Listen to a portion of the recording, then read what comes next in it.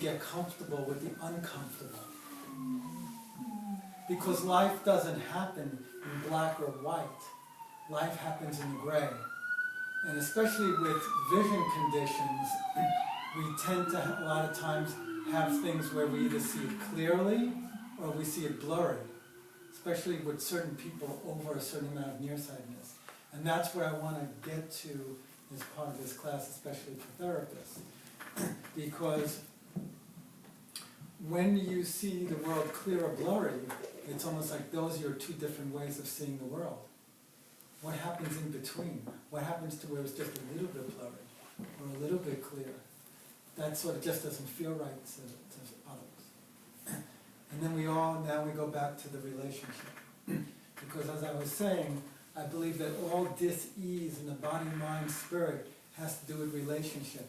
Relationship to the sky, to the oceans, to the world, to our families, to our friends, to our colleagues, to our patients. I do a prayer to ourselves. Yeah, comment at any time, to ourselves at any time. Because then when we have an imbalance or a stuckness in that relationship, so those relationships, that's where dis-ease comes in.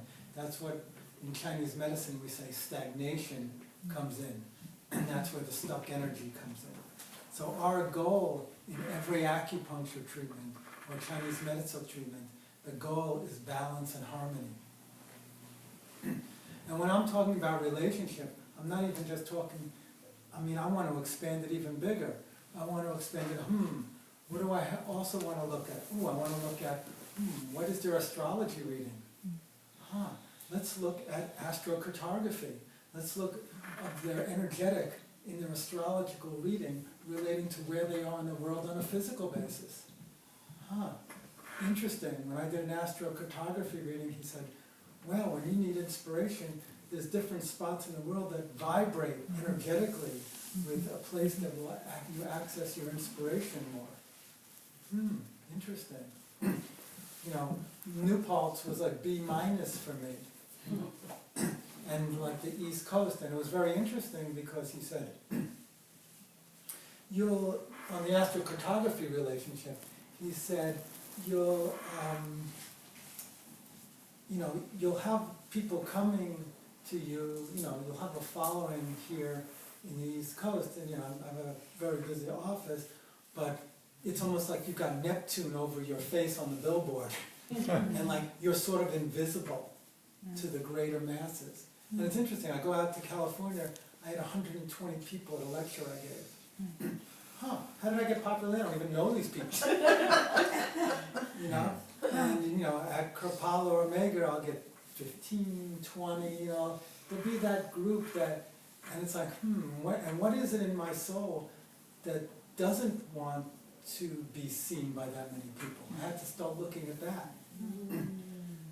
What am I scared of?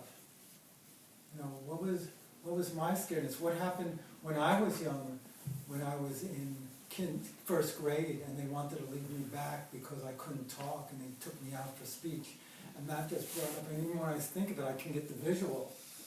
And it's like, oh my God.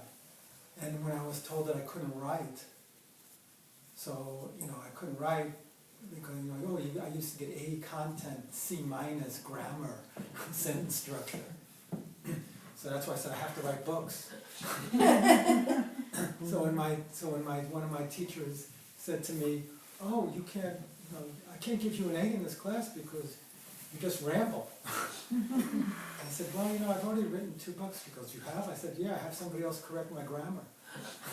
I have co-writers on all my books, and they're actually very well written because it's not by me.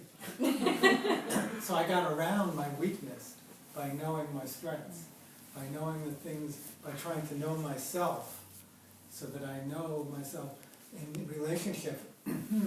My weakness in Chinese medicine, water element, kidneys, fear, abandonment issues. Oh, if I'm in a relationship, I'm going to try to figure out how to leave them before they leave me. I'll mess with their mind, So what did I do one time in a relationship? I said, you have permission. Every time I start to look out, you have permission to bring me back and maintain that eye contact. because I am going to, you know, this is after many years of therapy to learn my issues, but it was like, I'm going to do that. I am going to leave at a certain point because I don't want to be here now. But I want to be here now. But I know my shtick, so I'm giving you permission. So, back to vision of vision. So, I look at it as a big picture. And what is the infrastructure of what vision is? And I use this model of vision on many different levels when I'm doing, working with a nonprofit group in terms of a board of directors, or if I'm working with people financially or business model. But where does your vision come from? And then where do the vision conditions develop? So in terms of a model of vision, this is a holographic model and it's not in any of my books. Okay? So, and I'm going to give you the brief overview of it. So one aspect that we have to ask ourselves to really understand our vision is we ask the question to ourselves, where am I? Where am I in the world? Where am I in relation to gravity? Where am I in relation to my life? Where am I? I'm in New Paltz. I'm in Wellness and Body. I'm going to be 61. I've got 2 kids. Where am I? Whatever that question means to you, that's the inquiry. That's the curiosity. Where am I? In Chinese medicine, because we have acupuncturists or people who want to hear it on that level here, that's about earth element. Where am I?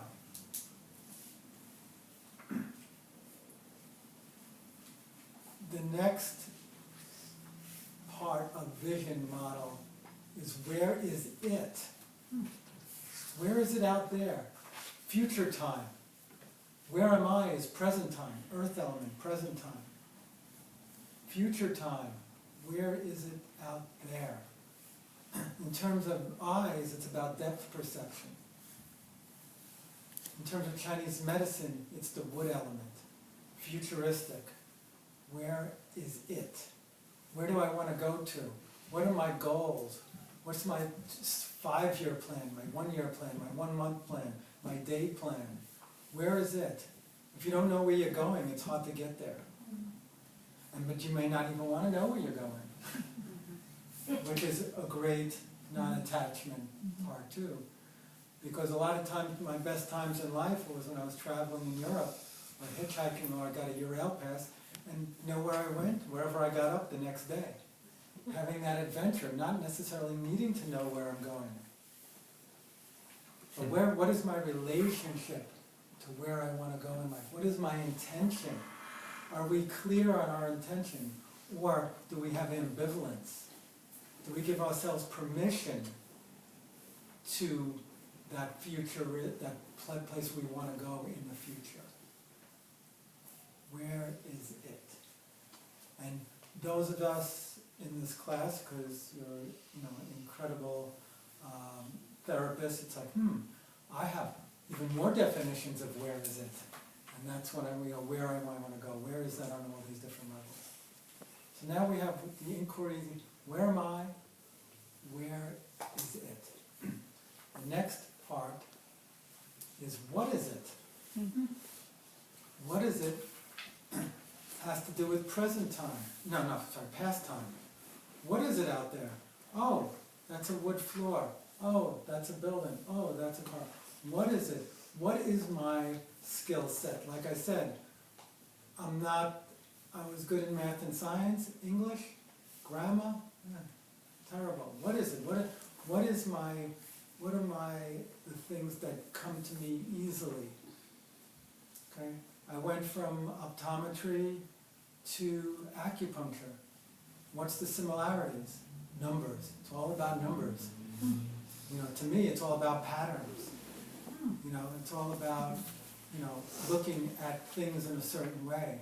But it was the number thing, it's that sequential way of looking at things that felt like, I'll pick up, sports pages, I'll memorize batting averages, all these things. So it's like, if it has numbers in it, it speaks to me.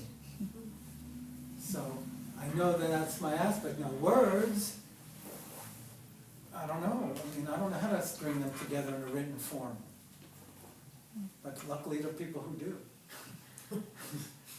I don't know how to draw anything past a stick figure. It makes me joyful that the people who do. I don't know. I can play the radio, but I don't know how to play an instrument. But it just blows my mind that people can do that. So to know what is it that's out there, how do you identify what's out there, and how do you bring your biases, prejudice is on what's out there. Like a tree to one person means a much different thing than a tree to another person when they look at that tree. So what is it has a lot of connotations to it also. What element is it? Water element. Because water element is pastime. And water element relates to the lens of the eye. And it relates to focus. It's a lens focusing. So when you have imbalances like in cataracts and things like that, it has to do with primarily the water element. Though, as I said last time, and I'll probably repeat it every session, all the meridians go to the eyes. And all the meridians go through the heart. So there's a big connection, as Eugene was saying, between the heart and the eyes and the visual system. And as you experience, and when you start looking from the heart, when you start looking from love, and you get out of the way of yourself, your vision expands. And on the opposite level, as Hans Selye said, who did a PhD, did a lot of work on stress, when you're under stress, your vision constricts. And when are we under stress? When we're shutting down our heart. So we're going to have experiential things in these exercises on how to see from the heart and make that heart-eye connection. Because that is the powerful connection of all of them in my experience. So back to the model of vision, and next week I'll have my PowerPoint on this. So the fourth circle of the holographic model is, what does it mean to me? What meaning does it have? What does my vision mean to me? What is my passion? My passion about what I'm seeing? Or does it I could care less? It's the same with hearing. It's like, you can have those sound waves here, go to your ear. It's hitting your ear, but you're not listening to it. You don't hear anything that's happening. You can be looking, I'm looking right at that car over there, so the light rays are hitting it on my retina. But if my mind and my soul and if my passion is not engaged in that, then I'm not really seeing that. But when you see from a place of passion, when you see from a place of meaning, then you get a lot more out of that. It's like you've got, my question a lot of times in the visual system with my clients is, where does your vision stop? Do you look beyond, beyond, beyond, beyond? Or do you limit? One, in terms of relationship, you're like this. So I'm in a car, and I'm going out with this woman at the time, and I'm driving, and she's sitting there, and right in front of me there's a big truck.